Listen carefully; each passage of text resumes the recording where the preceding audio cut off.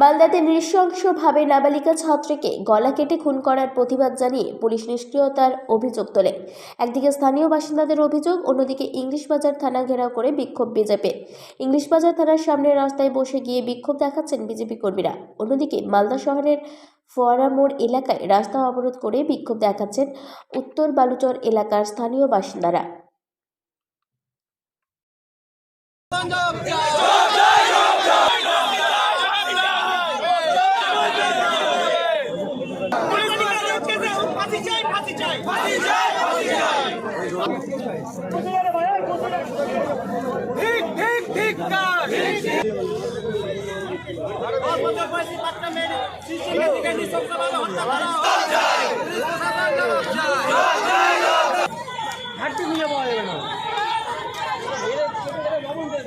Police প্রশাসন জবাব চায়।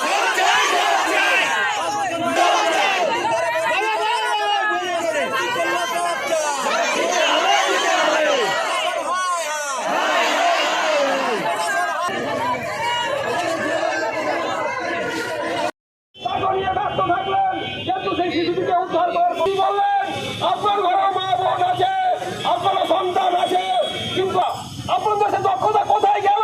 তার কাছে আপনারা বন্ধক রেখেছেন আপনাদের দক্ষতা। একটা পলিটিক্যাল পার্টির কাছে আপনারা বুঝে রাখুন, সাধারণ জনগণকে রক্ষার দায়িত্ব আপনারা।